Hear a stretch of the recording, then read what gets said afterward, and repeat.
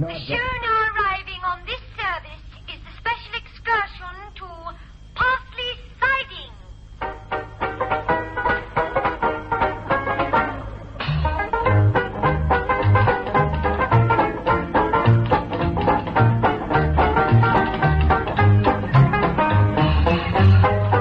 Welcome to Parsley Sidings with Kenneth Connor, Liz Fraser, Ian Lavender, Charlotte Mitchell, and as the station master, Arthur Lowe.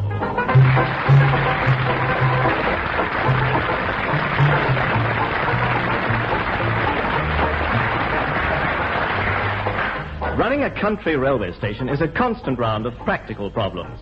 But at Parsley Sidings, they're also aware of man's spiritual needs. Indeed, for Horace Hepplewhite, today could well be one of those heavenly days.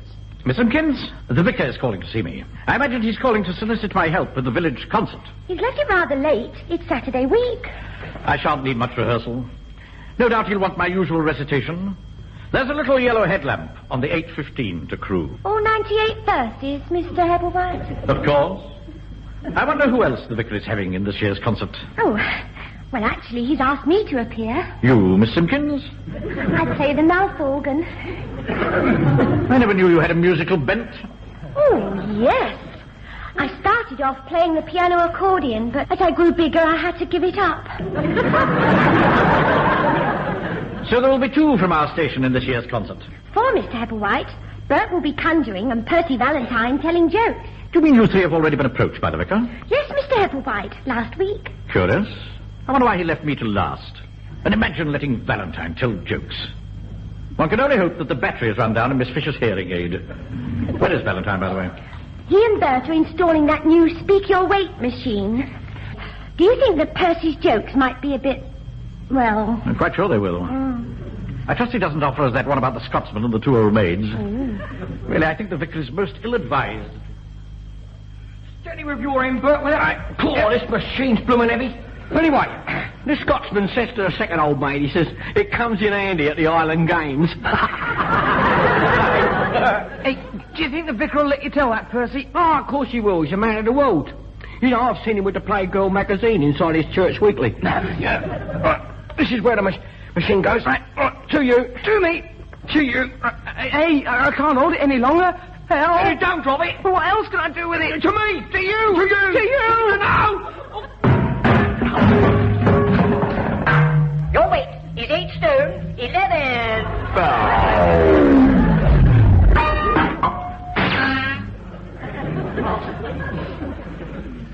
They don't last, do they, these modern jobs? I suppose we better get the old weighing machine back from Harry the Totter. Yeah. He'll be round next week. Hey, but won't Dad notice the new machine doesn't work? As all the parts are falling out, I reckon it might catch his eye. Tidy up the mess and take the back off. Right. And if you see anyone going to use it, nip in the back and, well, say how much you think they weigh. I hope Dad doesn't notice. He'll be in a bad mood as it is when he hears the vicar's dropped him from the concert. It's the one thing he really looks forward to every year. Yeah. Reminds me of that one about the old age pensioner and the chorus girl. You'll be very upset when he can't do it. Oh, you've heard it. You know, it seems the vicar's coming round this morning. What, to tell Dad he's dropped? Yeah, well, I expect he'll slip that in somewhere, yeah. But he's really come around to ask if he can use our waiting room for rehearsals, you know. Well, what about the church hall? And you heard? The roof fell off in the night. What? Yeah. So the vicar wants to rehearse here, and Dad's out of the show? He won't half be fed up.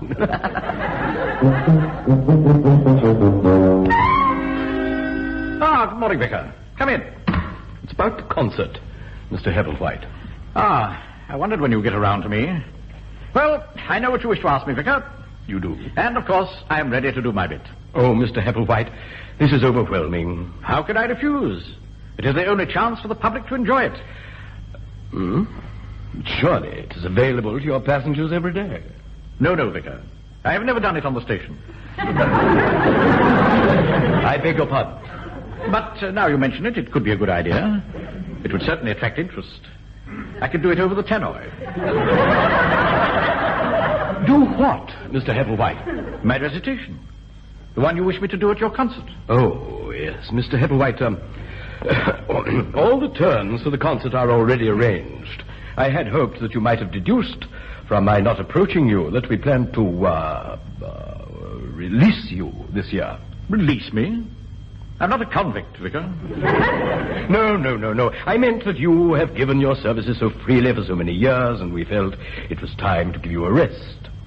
You mean you don't want my recitation? Well, I wouldn't put it like that, Mr. Hepplewhite. We feel that you should not be seen too often. Vicar, the public expect it. The concert won't be the same. That is another advantage, yes. I mean another novelty, you know? And that's what we have to hit them with, man. Ding-a-ding-ding and ring-a-dong-dong and all that, you know. I'm filling your second half spot with Charlie, the clog-dancing porter from Potwhistle Halt. But this is monstrous. Yes. And if you don't wish me to appear in your concert, why have you called this morning? Your waiting room, Mr. Hepplewhite. My waiting room? Last night's high wind blew off the church hall roof, and it hath fallen on stony ground. Until it is repaired next week, we have nowhere to rehearse, and if we could use your waiting room... Out of the question, I'm afraid. You let us use it before, remember? When the hall was put out of action by the Derby and Joan Club Pop Festival. That was different. I was reciting my poem on that occasion. Oh, I see. Yes. Perhaps, Mr. Hepplewhite, you could give us a shorter version of your poem, say, 30 verses? Impossible. Why can't you rehearse the concert in the vicarage? I already have the Young Wives Club there for flower arranging and karate. You're in a difficult situation, Vicar. 40 verses? 76. 48. 70. 56. 66. 60 verses. With piano introduction? Done. Thank you, Vicar. I shall be delighted to appear. That is very, very good of you, Mr. Hepplewhite. Not at all, not at all. And please feel free to use the station waiting room for your rehearsals. Most kind. We must all pull together. Will Miss Tweedy be playing the piano as usual? Miss Tweedy will not be with us this year. She had an unfortunate accident whilst playing Scarlatti. A most dangerous game. Who will play my introduction, then? My cousin, Miss Pennyfeather. She is a pianist with the Sunshine Follies concert party, and it is our good fortune that she is staying with me for the week of the concert. Excellent, Vicar. And now, if you'll excuse me, it's 11:15. The 10:25 is due at any moment. I must go and see the station is ready. Should a passenger accidentally get off here. Where are you off to, Bert? Oh, to the waiting room to rehearse. I'll come with you. How many tricks are you doing? Oh, only one. I turn a handkerchief into a dove and it flies over the audience. Oh, how do you do it? I'm not allowed to say. It's a secret known only to the members of the Magic Circle. How do you know it? It was on the back of a cornflakes packet. Oh, have you got a dove? No, I'm using the station hen. Doesn't Clara mind being in your jacket? Well, ask her. Clara, do you mind being in my jacket?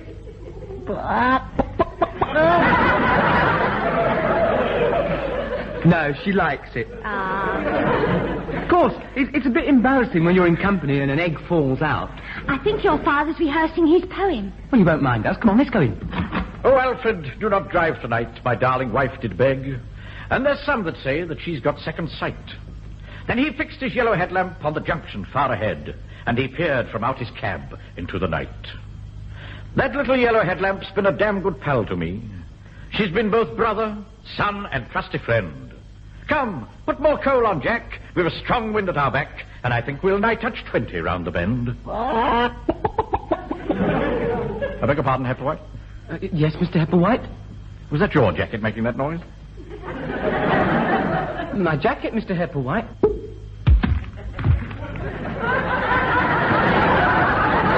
Good Lord. He's laid an egg. Is it all right, Hepplewhite? Excuse me. Extraordinary behavior. You must excuse my son, Miss Pennyfeather. Oh, not at all. He seemed a charming boy. I think I'll go and see if Bert's all right. Where were we? The driver was touching something round the bend. Was he? Oh, yes. 20. What depths of poetry you have in your soul. The way you read that poem, it set my whole body on fire. The weather has been rather warm lately. As one performer to another, I can sense the flame that burns in you. Such poetry. Written by my grandfather, Jeremiah Hepplewhite, you know. Oh, magnificent. I'm so looking forward to playing your introduction. Yes. Pity we haven't a piano here in the waiting room. My cousin has a piano at the vicarage. We could, do it there. Could we? Oh, yes, I'm most grateful. Veronica. Think nothing of it, Horace. Shall I continue reciting? Please. So they shoveled on more coal, and a bell began to toll from the ruined church on top of Gallows Hill. Did you see her? Cool. Miss Pennyfeather? Cool. I know what she's after, and... Whoa. Old Hepplewhite, I better watch his... Whoa. What do you mean, Percy? Whoa, what I could tell by the way she was looking at him when I went in. Marriage, I thought. She's after his nuptials. What would Miss Pennyfeather want with Dad's nuptials? Percy means she wants to marry him. Really? Well, don't look so pleased. Can you imagine her as your stepmother? She'd have you out of the house before you could say all change. No. What? You'd be sleeping in the dog kennel, mate. No more bedtime cocoa for you. Well, I think she's quite nice. Yeah, she'd soon be running the station. We'd have no freedom. Ah, now I get it. Yeah. You don't want her here because she'd put a stop to your fiddling. She's only after old Hepplewhite for what she can get out of him. Well, I think it's lovely. It's just like that serial in Woman's World. They may well be soulmates whom destiny has brought together. Well, I reckon she's up to no good. She's been quite nice to me. Well, look, that's because she's trying to get to him through you. No! She asked me what Dad had liked best in my mother. What did you say? I said that Mum used to break his boots in for him. Oh, dear. Great love stories of our time. Well, I think they'll make a very good match. Yeah, not if I can help it. Now, you mark my words, we've got to nip this in the bud. Mr. Hepplewhite has asked me to show her round the station tomorrow. Oh. Here, what rotten little schemes are you thinking up? Oh, nothing. I'm off to rehearse my two old ladies and the Scotsman. Ta-ra.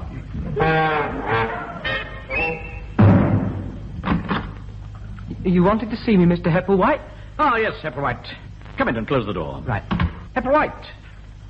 Bertrand, son. I feel that it's time you and I had a talk.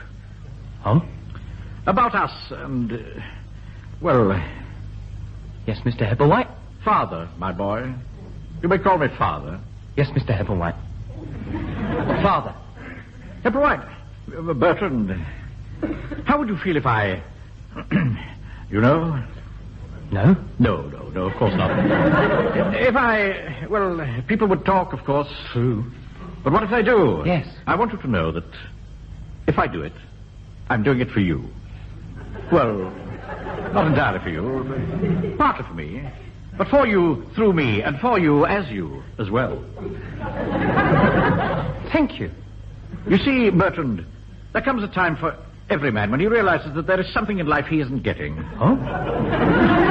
I'm talking to you like this because it affects you as well as me. Aren't I getting it either? I don't.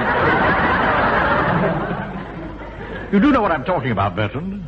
Oh, yes? Good. Companionship, buttons sewn on, that sort of thing.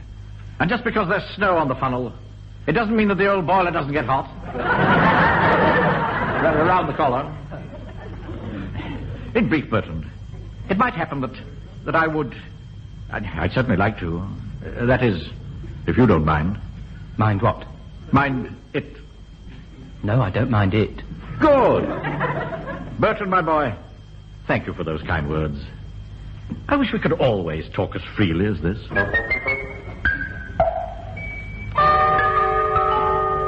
It's most kind of you to show me round, Miss Simpkins. Oh, it's a pleasure. Yeah, what's this tumble-down old hut?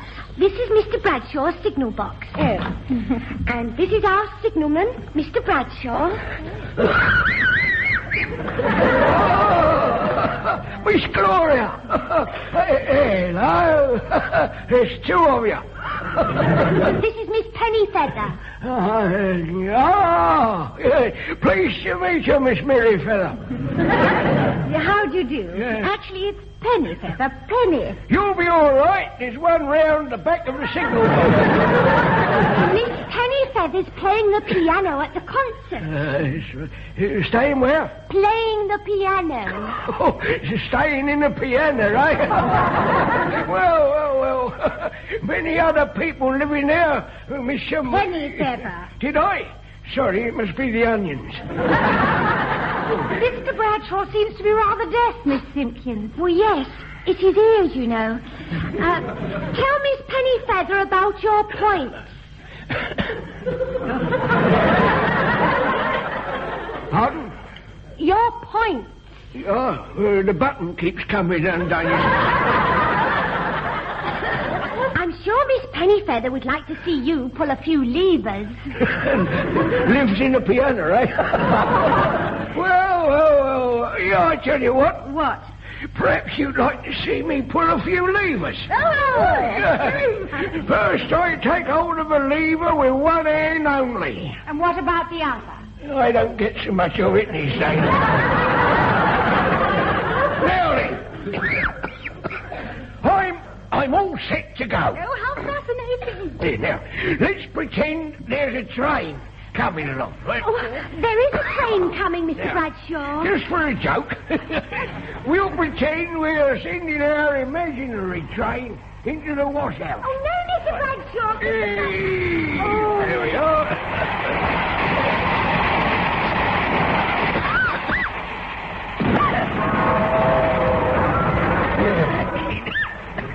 Here you are. What have you got? A big hole in the back of our washhouse. A points change. That's what you've got. Well, Mr. Bradshaw, we must be off. Why, where are you going? I'm showing Miss Pennyfeather the station. Oh, you just rub it with wintergreen. You'll be all right. Goodbye, Mr. Bradshaw. Goodbye, Miss Pennyfarthing. Well. Living in a piano, eh? You must be highly strung.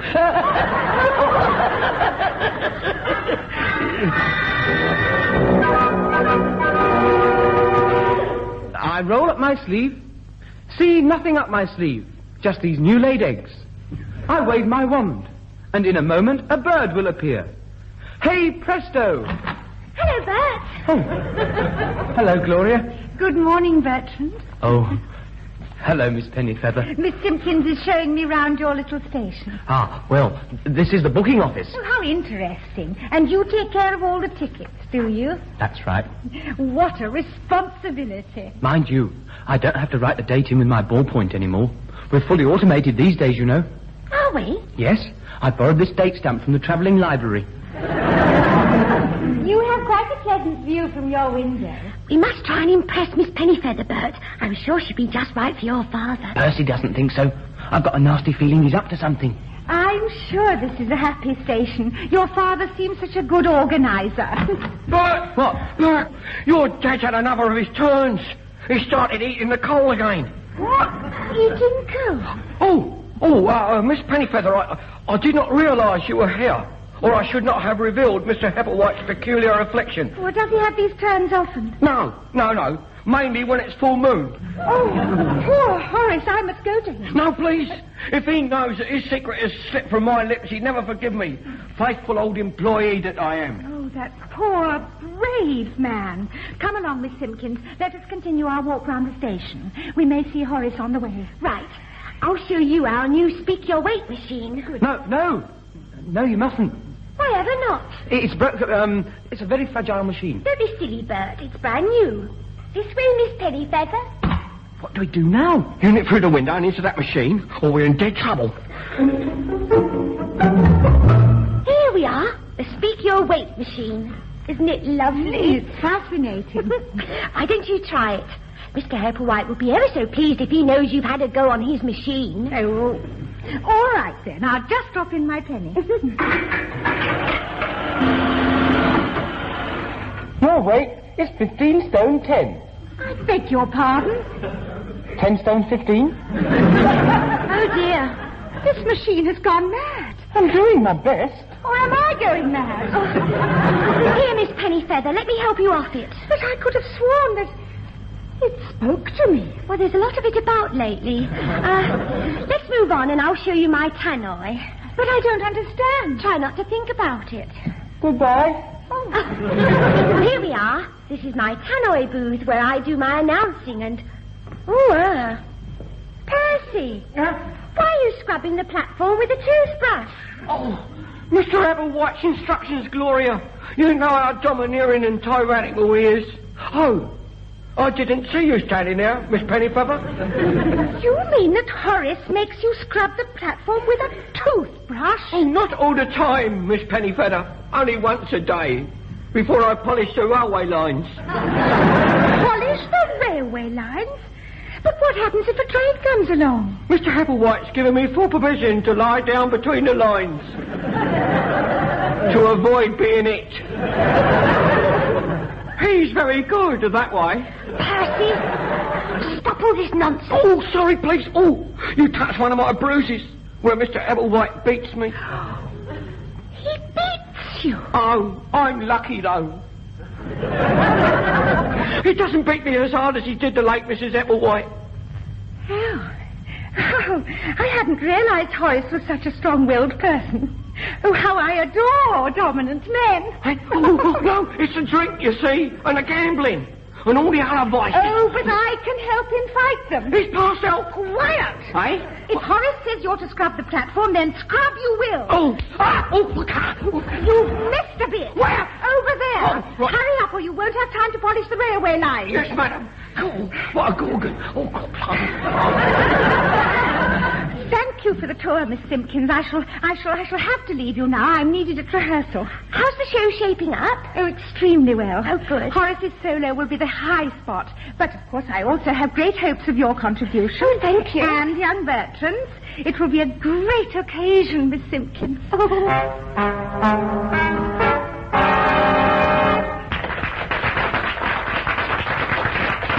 Well done, Bert. You were terrific. It wasn't quite what I intended. Claire wouldn't stay in my coat. Well, I did think it was rather novel having her appear down your trouser leg.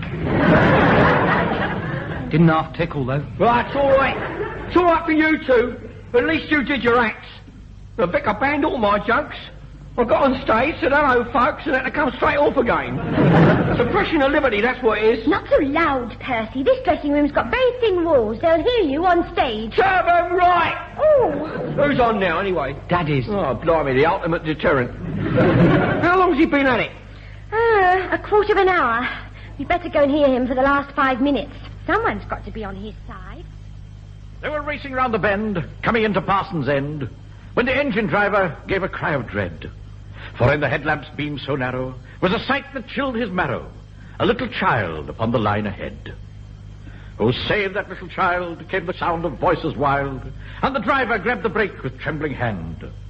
But as he tried to pull it on, he found the brake was gone, for the lightning flash had cut the rubber band. Do not worry, little fellow, cried that driver with a bellow, as fear struck through his frame in every joint. Then he flashed his little headlamp once, twice, thrice, and then again, and in the signal box his brother changed the point. So the 8:15 to Crewe went instead to Waterloo, and the curly-headed child could breathe again. That's why, in honor of that night, you will always find a light, a little yellow headlamp on each train. I thank you. Thank you.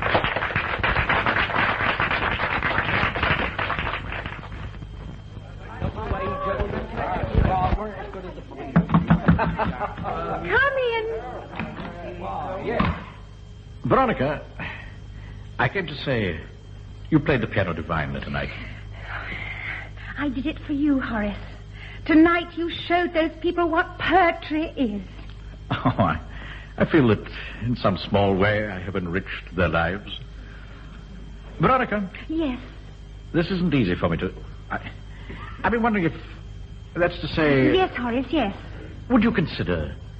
Could you Would you join me in lawful wedlock? Oh, yes, Horace, yes, I've been waiting for you to ask. You have? Oh, splendid. Yes, what a team we'll make. You can leave your tin pot railway station and join me in the Sunshine Follies. I beg your pardon? The railways aren't for you, Horace. Join us. Be our business manager. With your business brain, we could go far. You can put up the scenery, sell tickets. Miss Pennyfeather. In 1 week, we go on tour. And you'll see places that up to now have been just names to you. Lowestoft, New Brighton, Grimsby West. Madam, do you realize that you're addressing a Hepplewhite? Oh, you're too big for this dreary backwater. What was that, Horace? There has been a Hepplewhite at Parsley Siding since the railways were invented. Then you won't join the Sunshine Follies. Certainly not. Then I'm afraid I can't marry you. You are as small and insignificant as your funny little station. Madam, kindly leave my station alone. We are very much attached to one another. Small we may be, but there is none larger in spirit the whole length and breadth of British Rail. I am lucky that I found out in time. Goodbye, Mr. Hepplewhite. And I hope your coal gives you indigestion. Coal? Indigestion? The woman's raving. We all thought you were marvellous, Mr. Hepplewhite. Thank you, Miss Simpkins. Cool, that little yellow lead lamp, eh? Cool, it still gets them right here. Or is it here? Someone said you ought to take up the stage as a career. You've got just the right altitude for it. The word is aptitude, Hepplewhite. But I think not. The glittering world of show business is all right as a sideline. But true contentment lies somewhere else. Where's that, Mr. Hepplewhite? Where else, Miss Simpkins, but good old Parsley Siding? Oh, you dig right there.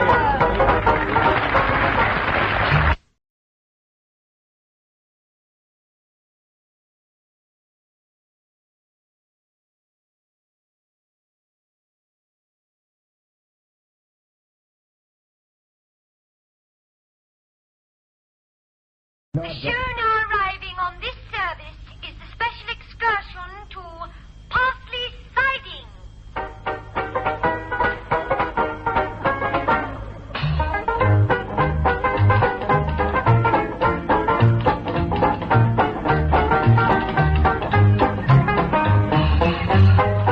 Welcome to Parsley Sidings with Kenneth Connor, Liz Fraser, Ian Lavender, Charlotte Mitchell, and, as the station master, Arthur Lowe.